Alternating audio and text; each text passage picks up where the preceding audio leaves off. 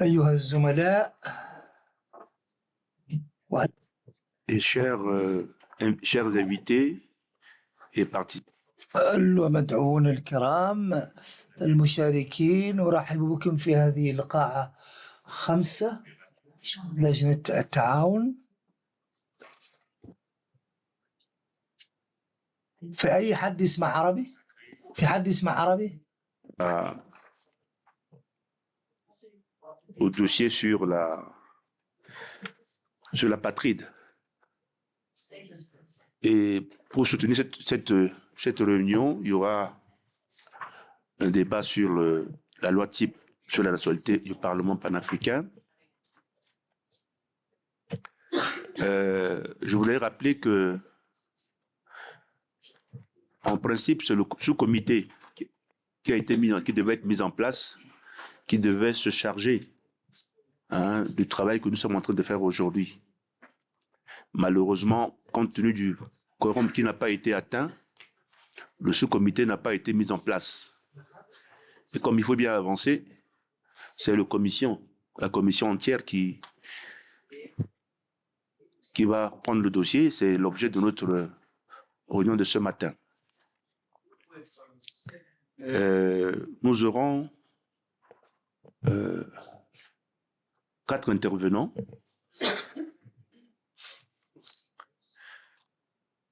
La première intervenante sera Madame Ursula Zietam, je crois que j'ai du mal à prononcer, mais excusez-moi. Ensuite, nous aurons en vidéoconférence Madame Bonwen Mambi, Monsieur Ibrahima Kane.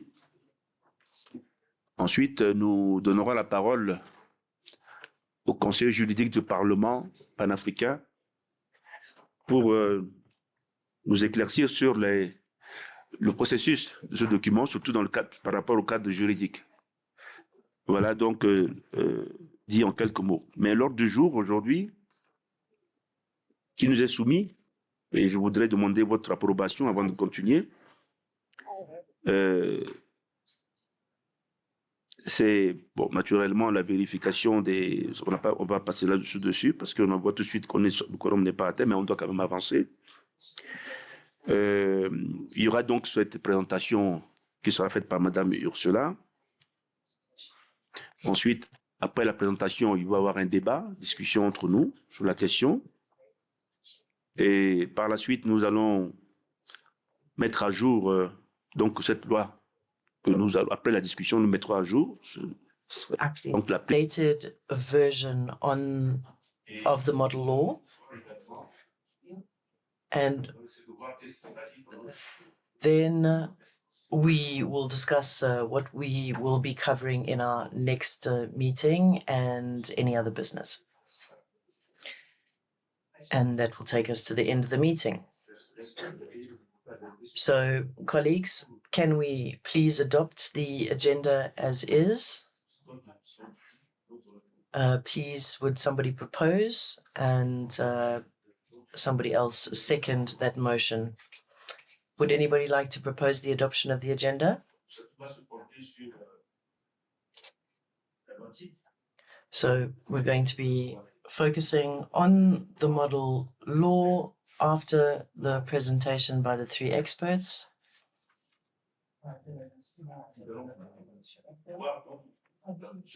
And we will discuss at the end of the meeting the proposed agenda for next time, as well as any other business. So that is our agenda for today. Can we have a proposer for approval? Yes, Madam from Ethiopia. Thank you, Honorable Chair. I propose the agenda. It's okay. Sorry, moment.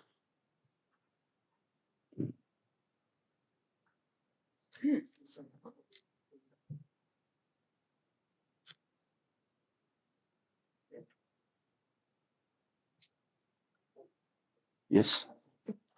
Thank you, Mr. Chair. I second or propose the agenda.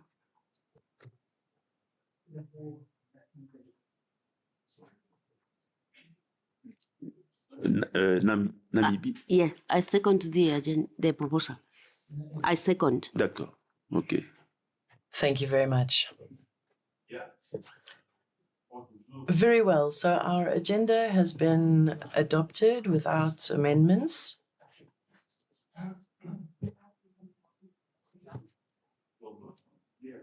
And as I said yesterday, before we begin our meeting, I am the deputy chairperson of the Committee on Cooperation, and I am presiding over this meeting this morning because our chairperson is absent today. So I am very happy to welcome our invited guests. I'm happy to welcome colleagues, those that I haven't met in our first meeting. And I'd like to welcome our speakers for today. Thank you, Madame Ursula, for being with us today in room 5. And she will be making the first presentation this morning. And I will give you the floor shortly. Once again, thank you to Madame Ursula for being with us. She will present the document. Thank you very much. Go ahead. Si, Monsieur le... Thank you very much, Mr. Deputy Chairperson. Good day to the Vice President and distinguished MPs. I would like to thank you for the invitation to be with you today and to speak to the Pan-African Parliament. And it is an honor to be part of this meeting and to present the model law on citizenship. As you well know, millions of people in the world, including on the African continent,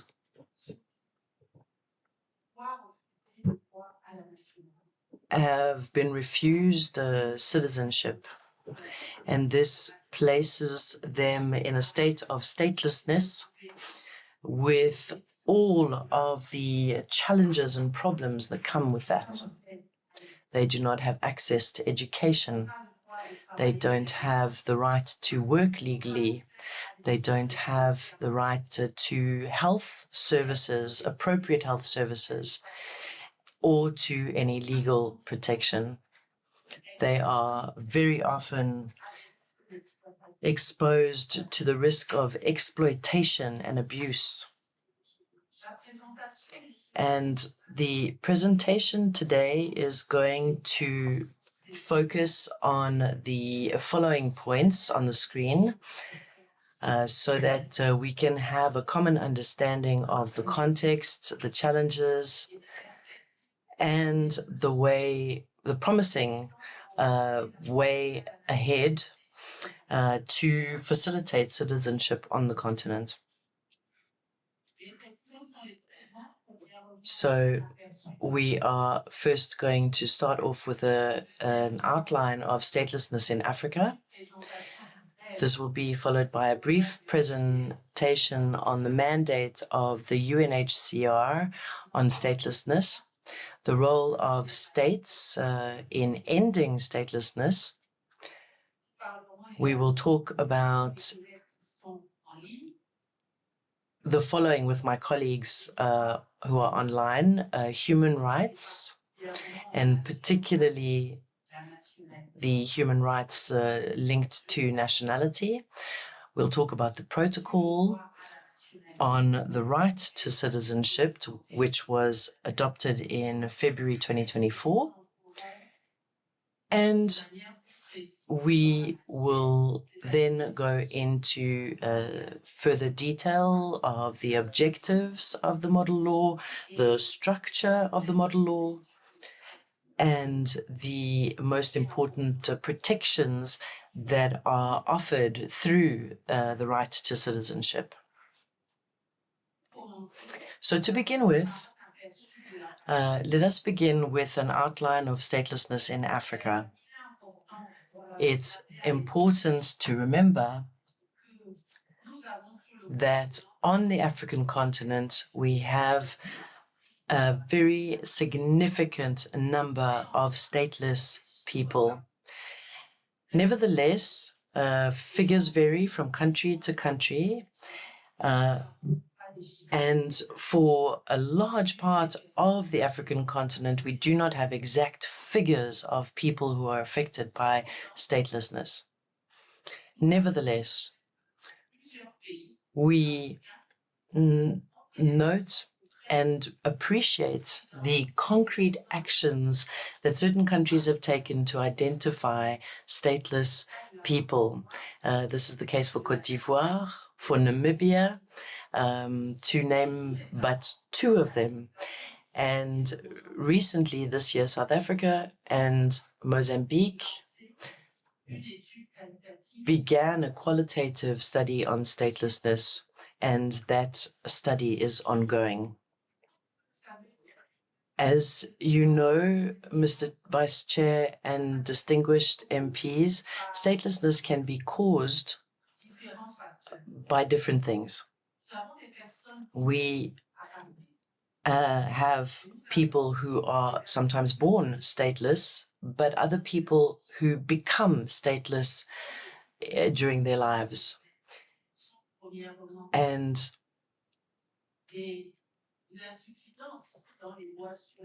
the main causes are insufficiencies or issues on a legal level, discriminatory policies, or legal issues that discriminate in terms of gender, for example, which do not allow women to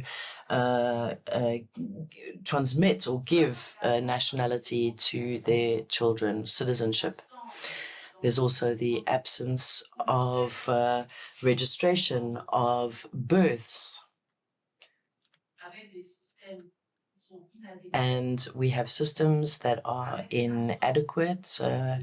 The absence of civil status or civil registries, especially in rural areas, or in areas where people have difficulty accessing these services to be able to register the birth of their child, and this to enable them to get birth certificates. The group that is the most affected by, or the groups that are affected by statelessness are varied. You have nomadic populations, as well as orphans, children who've been abandoned, some ethnic or religious minorities, and there are also migrants and long-term refugees, as well as their children who are born in exile in countries where there is no possibility of being registered and obtaining a birth certificate. Even though initiatives, positive initiatives, have been undertaken on a continental level and on regional levels, it is important to underline the fact that prevention and the resolution of statelessness requires or consists of multiple challenges. So first of all, we have an absence of data, aggregated data on statelessness, and you will agree that it is difficult for us to make improvements when we don't have the necessary data and figures to know exactly what the situation is, and to help us to decide on the best ways to fight against this phenomenon.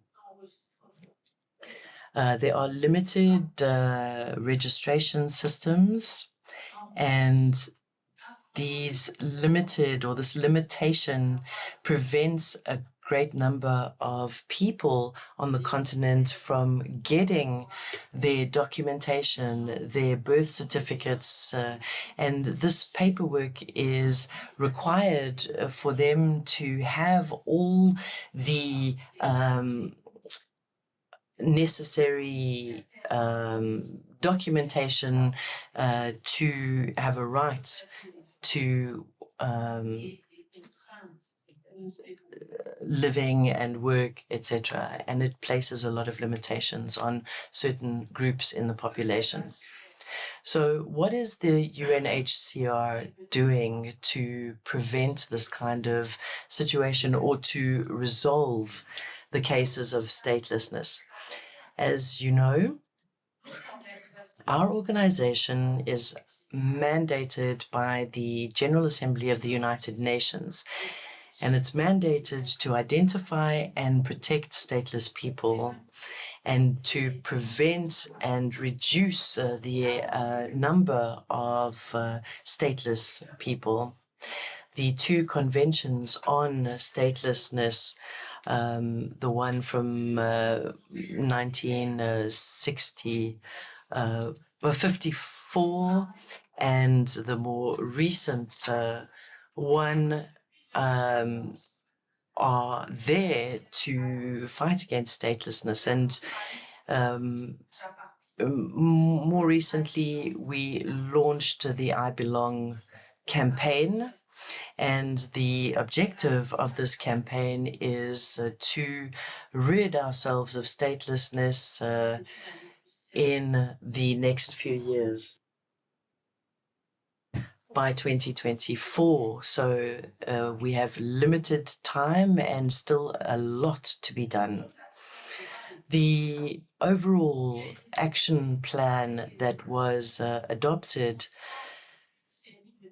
includes 10 actions that states need to undertake with the support of the UNHCR and other stakeholders to resolve the problem of statelessness and to prevent statelessness from happening in the future.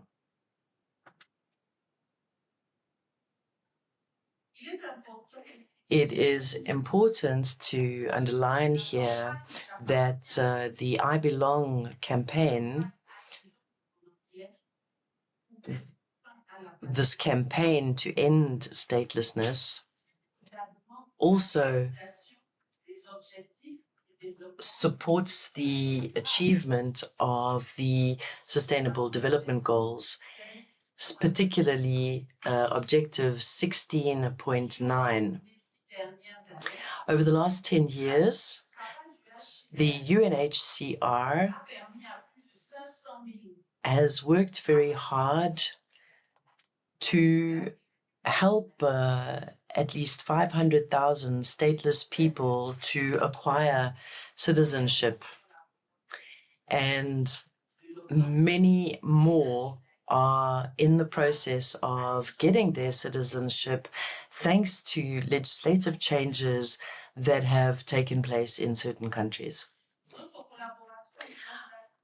Our long collaboration with SADC is also at the heart of the adoption of a roadmap recently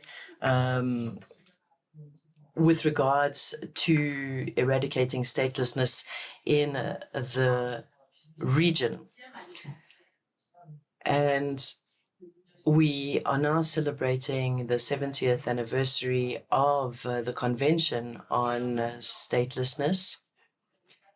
And 2024 is also the end, the year that our campaign, I Belong, is going to end. And the UNHCR has therefore launched a global alliance on statelessness. And I would like to share some of the initiatives that we have developed, and we are asking you to adopt and follow these initiatives. The Global Alliance is a multi-partner platform. And the aim of this platform and this alliance is to eradicate statelessness, to have everyone being able to have a citizenship without any discrimination.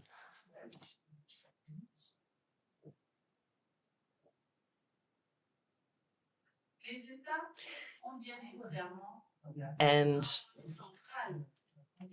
states have an essential, important role to play in eradicating statelessness and in the resolution of cases of statelessness and preventing future cases.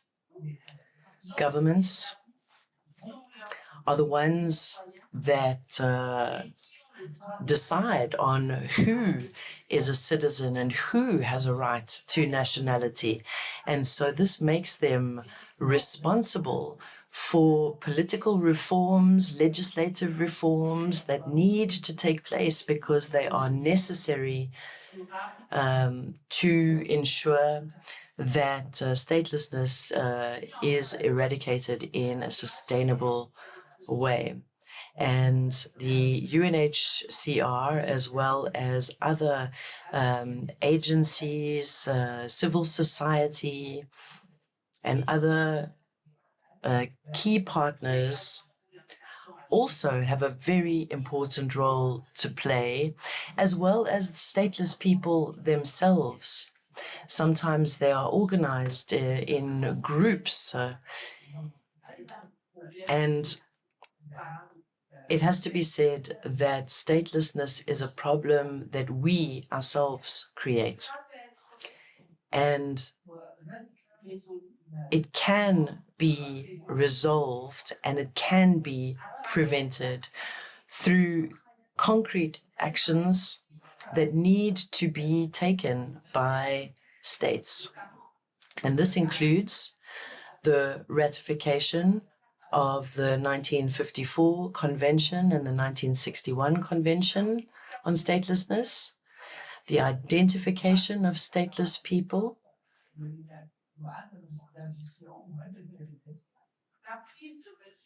we also need to take measures to confirm the nationality of people who risk being stateless and to help them to obtain the identity documents necessary to prove their nationality and citizenship. We need to help stateless people against human rights abuses. And we need to remove laws and provisions in our legislation that discriminate against people, especially women, with regards to citizenship and nationality. We need to take measures to protect people, protect children, and prevent children from becoming stateless. And why not give nationality to children who are born in the territory or in the country? We need to create clear procedures to determine and give legal status to refugees and help with the registration of births to facilitate their documentation and identity documents that are fundamental to prove nationality. We welcome the recent adoption. We warmly welcome the recent adoption by the Assembly of the African Union of the protocol of the Charter on Human Rights and with the specific provisions on citizenship and statelessness in Africa. And we are convinced that this will really help to improve things and to eradicate statelessness on the African continent. And as the representatives of the UNHCR, we are available to you and we are prepared to work with all the states to assist with the ratification and domestication of this protocol, which is so important in helping millions of people to have access to the most basic human rights and to available services to help them to improve their lives and to be able to participate in a significant way in the development of their communities and of society in general. Allow me, Mr. Vice President and honorable members, to please give the floor to my colleague Ibrahim for the next section of our presentation, and then to Madame Ronwin, who will also present another section on the model law. Thank you very much. Je vous remercie, Madame Ursula. Madam Masila, thank you very much for your presentation. I would say a brilliant presentation. So before we move to the next item, we will give the floor to your colleague. Could we just stop a moment to allow the technician to ensure that those who are following the meeting online can have access? So just give us a few minutes for the technicians to work. Yes, thank you, Chair.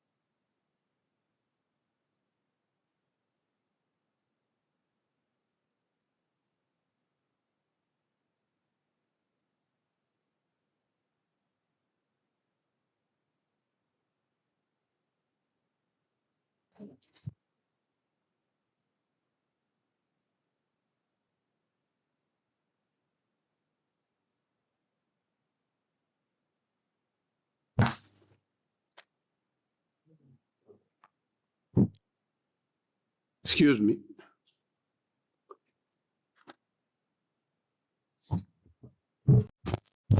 Assalamu alaikum wa rahmatullahi wa barakatuh. Good morning, ladies and gentlemen.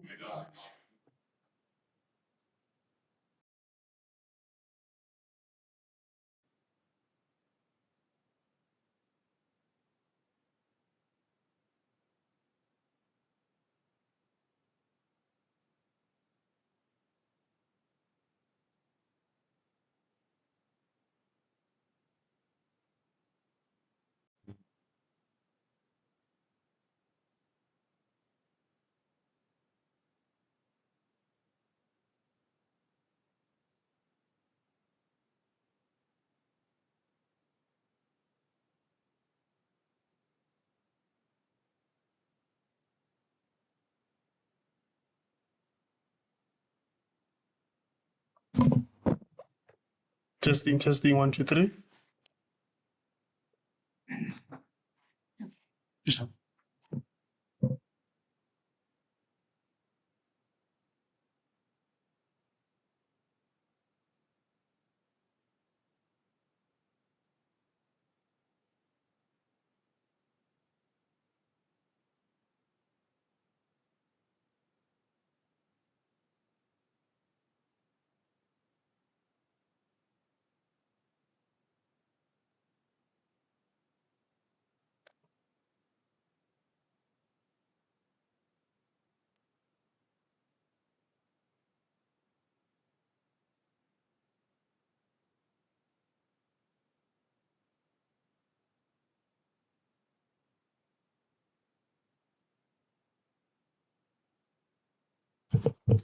Chers collègues, Dear colleagues, the technicians are ready at last.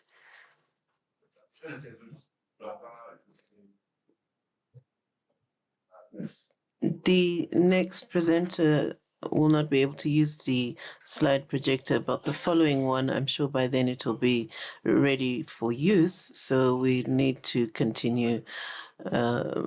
Madam Bruin Mandy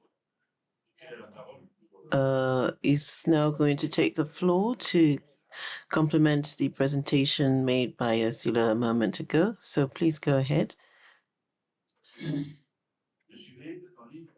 I hope you can hear us. Please go ahead.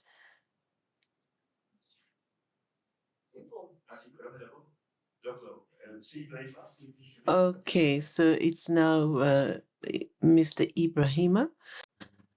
I hope you can hear me. Please go ahead.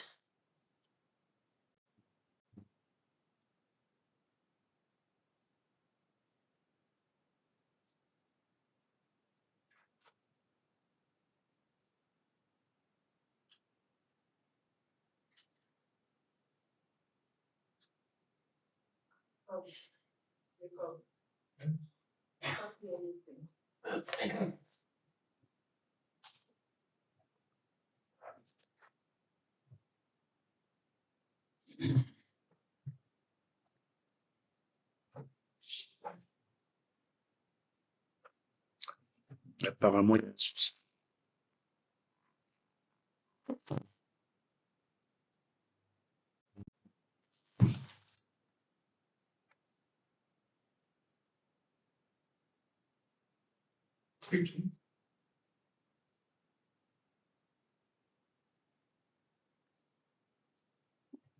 Yes, I can hear you now.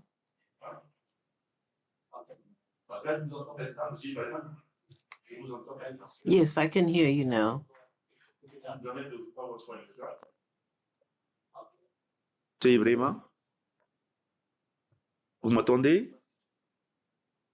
D'accord. Mais vous allez présenter sans la vidéo. Ah. Il y a un problème technique là-dessus. Hein? Sur PowerPoint, c'est ça. Allez-y. Monsieur Ibrahima, vous présentez en français ou en anglais? Vous présentez votre texte en anglais ou en français? Et moi, je vous entends très bien. Je vous demande, est-ce que votre présentation, c'est en anglais? Parlez en anglais ou en français? En français. Merci. C'est entendu. Voilà. Donc, au niveau technique, Monsieur Ibrahima va présenter en français. Donc, prévoyez la traduction dans les différentes langues.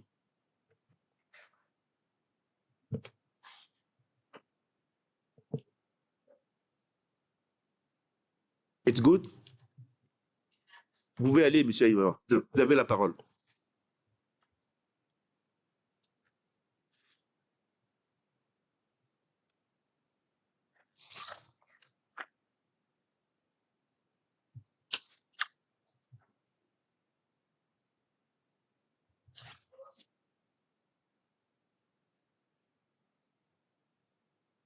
Allez-y.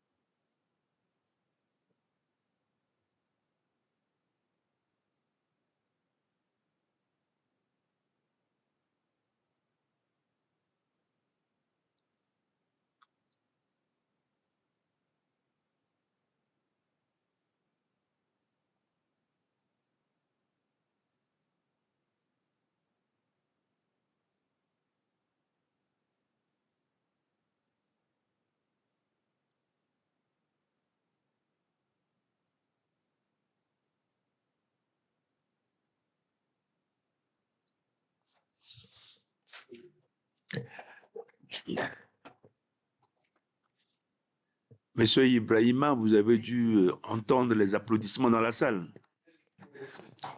Vous avez donc compris que les députés O aplauso aqui na sala pelo que apresentou e espero que ça a été enjoyed your presentation. It was quite long, but you really educated us and clarified so many points. And it was an excellent follow-on from the presentation by Madame Ursula. We would now like to invite the third speaker to take the floor. We hope that Madame Mambi is online. Can she hear us?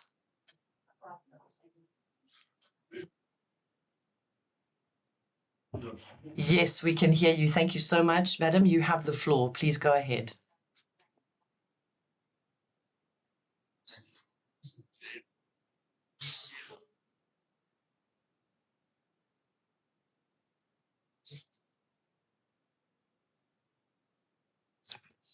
On vous voit, madame. We can see you, Madam, but not the PowerPoint presentation. Can you share your PowerPoint? Something is happening. Yes, we can see it now. Thank you. Vous pouvez commencer, madame.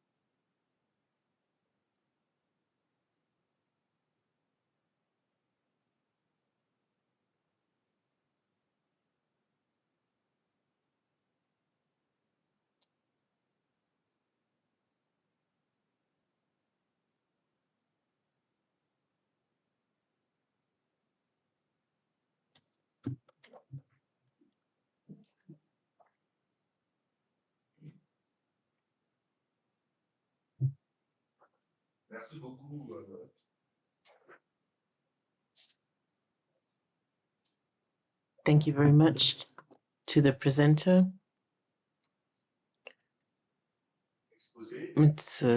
We're grateful for your presentation this morning. We still have one presentation that should have come from the Legal Counsel of PAP.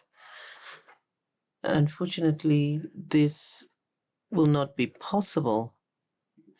In any case, we've learned a great deal on the theme.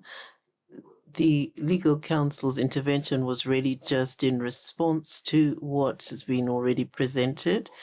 We have the documents, we heard the presentations. This was just to set the stage as far as the legal background and the technical aspects. We've heard from 3 experts this morning. Let me present a general summary. We heard from Ursula, first of all, the definitions on statelessness. We've heard what the UNHCR has done to date in this area. We then heard from the second presenter who spoke of the challenges, reminded us of the essential causes of statelessness, starting out from colonization, the process of decolonization, the delimitation of borders, and reminded us the need to ensure birth certificates are issued. Countries would need to adapt or harmonize their laws, taking on board the adoption of the African Union text. At the end, it was highlighted in the presentation that for all these texts, states should take account of human rights as they look for solutions to any challenges that present themselves, as far as statelessness as opposed to sovereignty.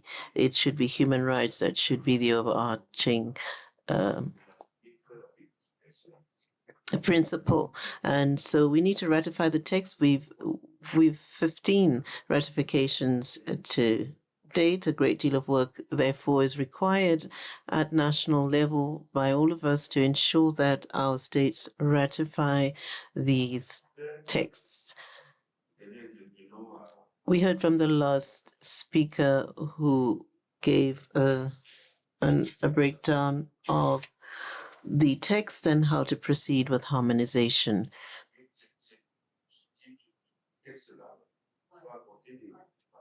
So the model law on citizenship attempts to address some of the different issues that have come up as far as statelessness is concerned. So these are the main conclusions. Just a brief summary. I would like to give the floor now to the members of the committee. If you have any questions, I would like to give you the floor. I want to just start out by taking note of all those who wish to speak so I can draw up a list. Marina, thank you for the reminder. Je voudrais vous informer que notre... There's an announcement. Our committee is pleased to receive a new colleague amongst us, Honorable Shireen Abdoulaye, who is from Senegal. We welcome you this morning. Thank you. We welcome you to our committee. So let me go back to drawing up the list of those who wish to take the floor.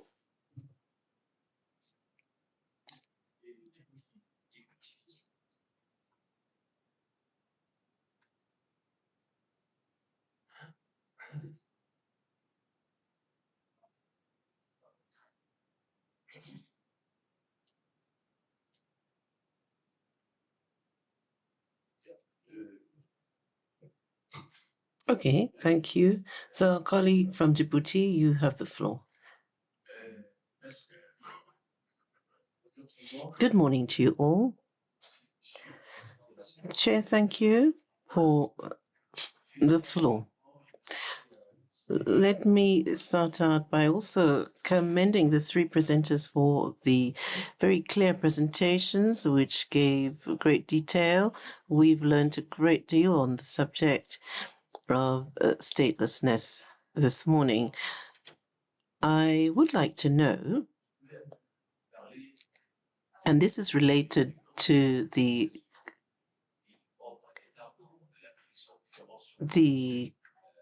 different countries have different approaches to statelessness. For example, Djibouti has facilitated the situation as far as children who are born in our country, who have come from the neighboring countries, particularly from Somalia. There's been a civil war since 1994. Many have been displaced.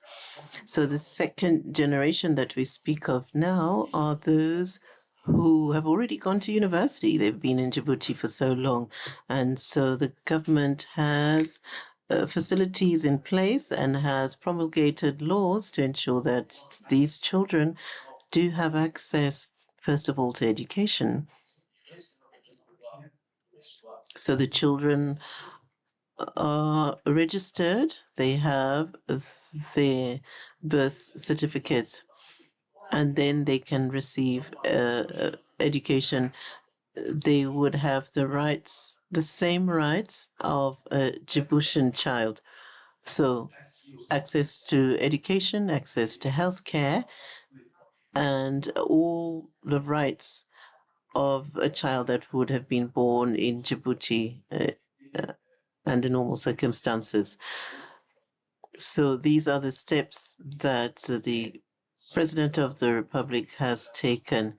Now, as far as procedures to have nationality, well, this is a little different. We have a text before us which we have considered, but I would ask that UNHCR assist us. Our country, we need some assistance from UNHCR. Perhaps you could give us some contacts that we can reach out to in terms of facilitating the procedures for according nationality. That's my issue. Thank you very much. Morocco has the floor. Thank you, Chair. Let me begin by welcoming our colleague from Senegal. And let me now thank all the presenters. Their presentations have been very detailed, and it's a very important subject that we've covered this morning. We really needed this. We needed to have reference documents. The first speaker spoke of the two conventions, that of 1954 and 1961, the UN conventions.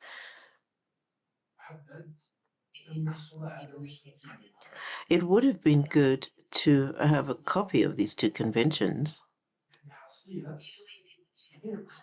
It would have also been good for us to know to what extent these conventions have been applied. What are the challenges that these two conventions have faced, and why these conventions have not been applied? Concretely and overall, for me, this is an important point. And then, secondly, still on the issue of reference documents, the first speaker stated that the Summit of Heads of State and Government adopted a protocol. I would request that we also have a copy of this protocol. This would help us to see to what extent this draft model law is in accordance with this protocol. I think Mr. Ibrahima from Senegal, the second presenter, did state that the protocol was established following a study that was carried out on nationality. So it would have been good to have this study as well. These are all reference documents. I ask for these documents because these documents are important for us to move forward to see to what extent we can actually apply this model law. So, Chair, I would kindly request that we have copies of all the reference documents referred to in the presentations. This will help us to consider in great detail this very important model law. And referring to Mr. Ibrahima's presentation, there was an important point that he raised. He spoke of nationality and its relationship to the sovereignty of a state and the relationship with the human rights of a person concerned. I believe that we are not able to say that nationality is in direct relationship with the sovereignty of a state. I say this because a state is based on three parameters. First of all, the territory, the land and sea, and then the second parameter of a state is a political regime, and thirdly, it's the people that make up this state, culture, history, language. So nationality is a direct link with such affiliations. I don't believe that we can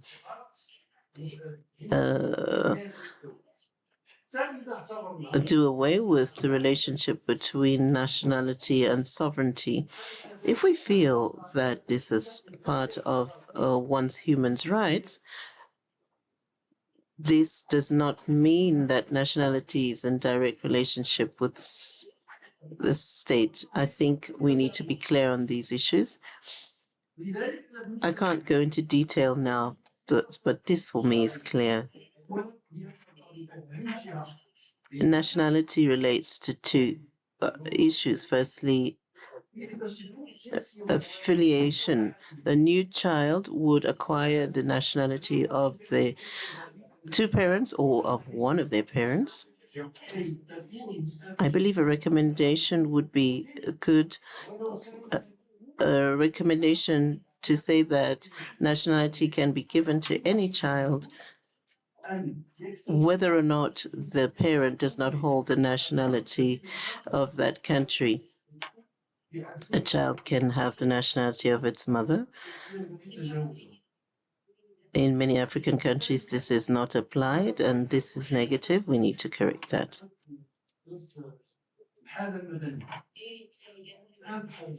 And then the civil status, the civil registration. Nationality can be granted based on one's family. Now, secondly, nationality can be granted in accordance with the provisions of the law of that country. A country can authorize foreigners to be granted nationality of their country, of that country that they are in. This would be based on the fact that they are long-standing residents or they are working in that country for a long time. And so they would be able to acquire nationality in such situations. So let me give you the example of Morocco. If all African countries would follow our example, I think we would make significant strides. This is not the case, unfortunately. Many African countries have not yet ensured that nationality can be granted to African citizens residing in their country. And to date, here we are in 2024, we still have citizens coming from some countries, independent countries, but they do not have the right to acquire nationality of the country that they are living in. And for me, this is a problem. So we need to make sure that all African countries, without exception, allow people to get citizenship. And this leads to another issue. We need to develop legislation on civil status in our countries. And Mr. Ibrahima quoted some very scary statistics with regards to registering citizens, and civil status is not applied. Registries are not necessarily kept in all African countries. So we must launch a campaign in all of our countries to firstly make sure that all citizens are able to apply for citizenship, get their nationality within the country. And if we manage to do that, we will no longer have this category of people that are considered as stateless. And we must also deal with the issue of migration, because that is also linked to statelessness. And once again, I give you the example of Morocco. Morocco has been a pioneer in terms of giving nationality to African migrants. These are migrants who wanted to go to Europe, but instead decided to stay in Morocco. And because of the policies that were adopted by Morocco, this has allowed thousands and thousands of African migrants to obtain Moroccan nationality. And this then applies to their children as well. And these migrants, therefore, have access to education, are able to work, and we must make this a priority. Before we talk about this model law, we have to put certain things in place. It is vital that all African countries resolve the issue of statelessness within their own borders. And the protocol that was ratified at the African Union has provisions. There are provisions in this protocol to assist African countries to resolve the issue of statelessness. And if this is applied by all African countries, I think we will no longer have this problem. But on a practical level, we need to look at what the constraints are.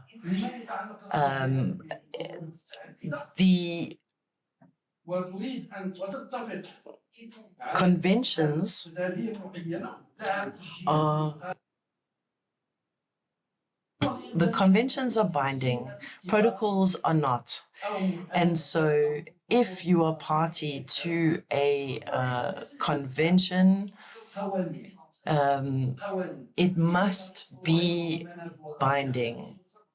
And laws, of course, are promulgated by the different countries.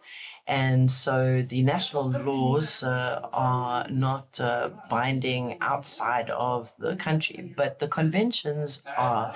And I'm not saying that the model law and the protocol are not important. They are indeed very important, but African countries must be encouraged, urged to ratify the protocol, and it must be binding. Thank you, Mr. Vice Chair. I'm sorry for having been so long, but I hope to get some answers from the speakers about some of the issues that I've raised. Vous n'avez pas été Thank you very much, Honourable Delegate from Morocco. I would like to now ask Madame Ursula, Madame Bronwyn, and Mr. Ibrahima to please provide some answers to the questions that were raised by the honourable members. You can take the floor one by one.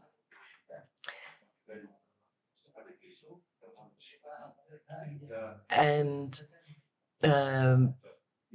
I think that Djibouti didn't ask a question. It was supporting your argument with examples from Djibouti. But you have the floor. Please go ahead. Thank you very much, Mr. Chairperson. And thank you very much to the honourable members of the committee for your comments, your suggestions, and your questions.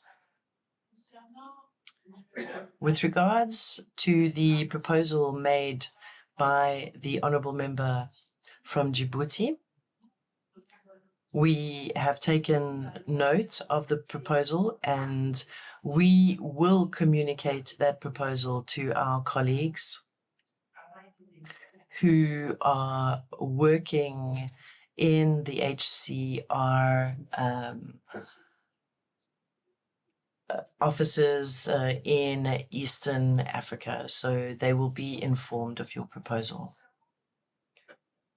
With regards to the comments by the honourable member from Morocco, the honourable member requested that the documents be made available to the members of the committee, and we completely understand this, and we will ensure that the conventions and the protocol are shared with the committee members. I think that the African Union has already distributed the protocol, but we can distribute copies of the protocol to you in the 4 or 5 different languages: English, French, Portuguese, Arabic, and Spanish. So we will make sure that you get them today.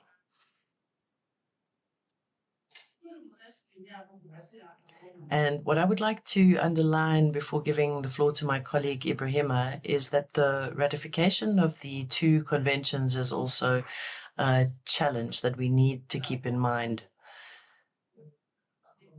We have a level of ratification that's not optimal at the moment. If we look at the Convention of 1954, only 34 countries have ratified this convention. And for the Convention of 1961, only 23 African countries have ratified this convention, 30 or so countries for the 1954 convention, 30 African countries. So please, we would like to urge those countries who have not ratified these conventions to please do so as soon as possible. Ibrahima, I'd like to give you the floor now.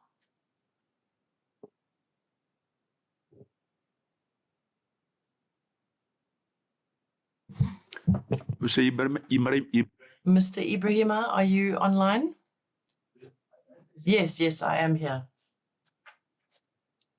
Thank you very much, Ursula, and thank you to the honourable members for their comments and question. Thank you to all those who took the floor on this issue, and very much for the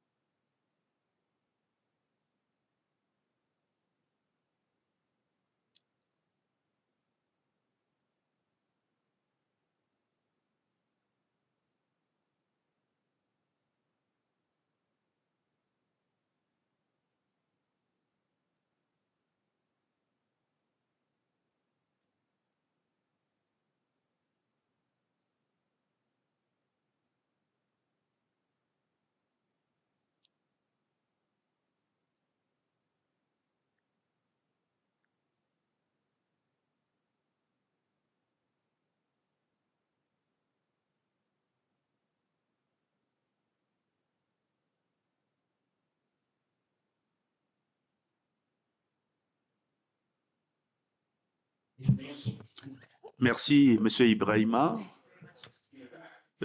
Si Madame Brunwen a quelque chose à ajouter. Bien, c'est entendu, Madame. C'est entendu. Bien,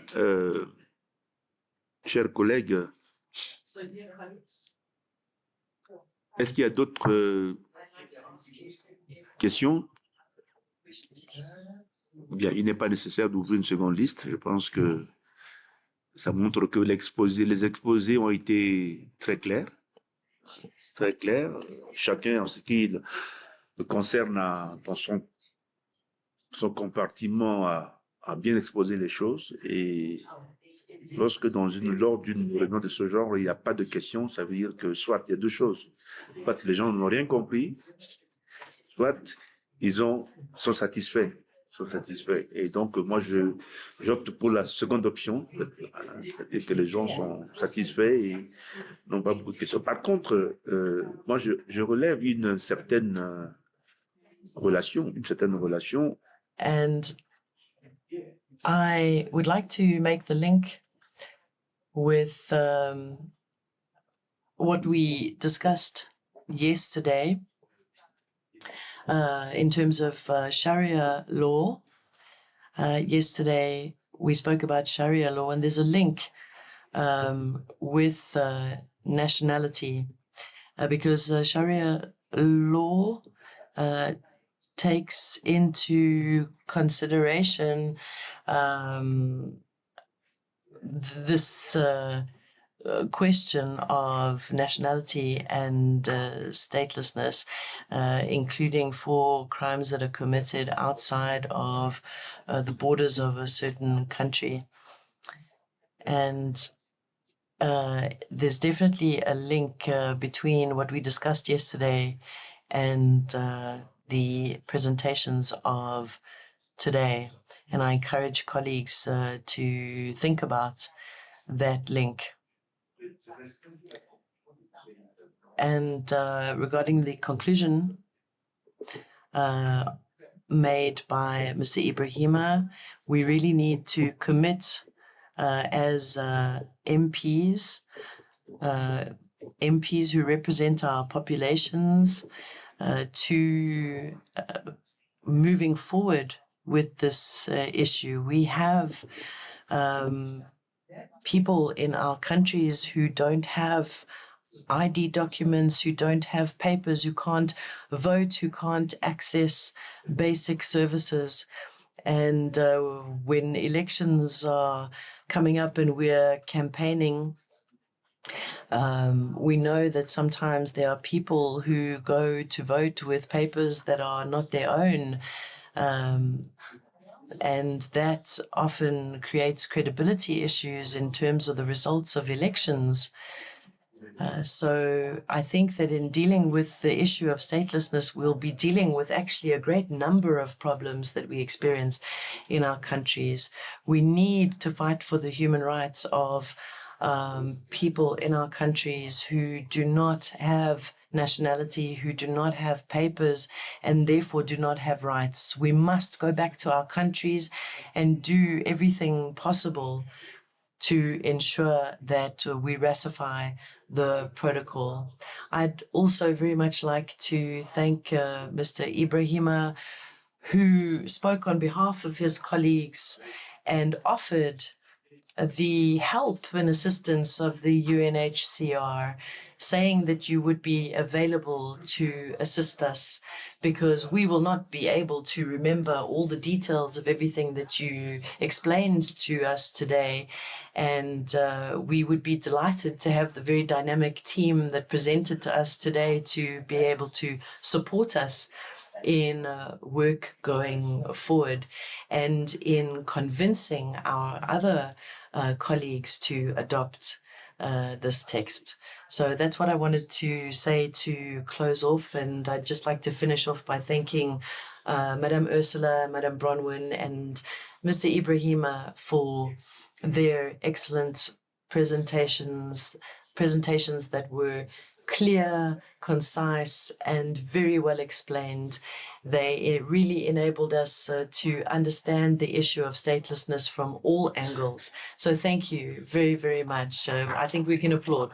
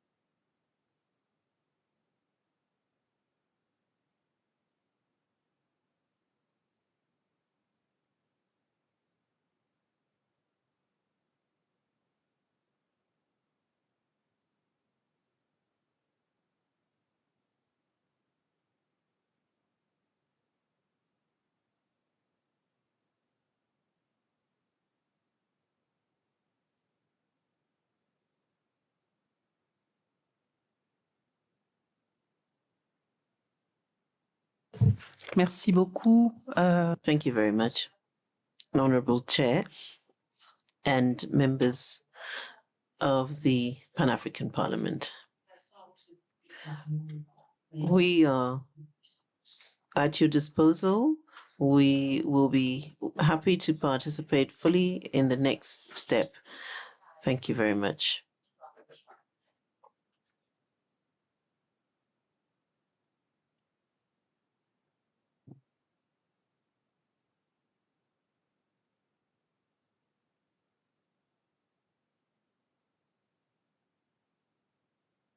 Je pense que le... Okay, so our next item on our agenda, we would need to update the model law, make any amendments. The Secretariat has noted the interventions.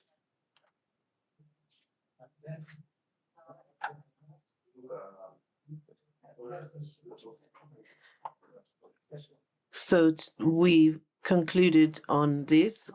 We don't have a ad hoc committee, so there's nothing to come from them. We've worked on this as a committee of the whole, so I think we've finished on that. There was the next item on the agenda, which was any other business. If nobody has any point to add, I think we've concluded our work. So what remains is to thank you all, to thank our committee clerk, Marina. Thank you for being available. So I would say that our meeting is adjourned. C'est fini. À partir du lundi, c'est l'après-midi. Nous revoir Marina, on se voit. Oui, je vais vous voir. Non, on va se voir Marina. Marina sera là. En plénière. Vraiment, chers collègues, vous avez été très pertinents dans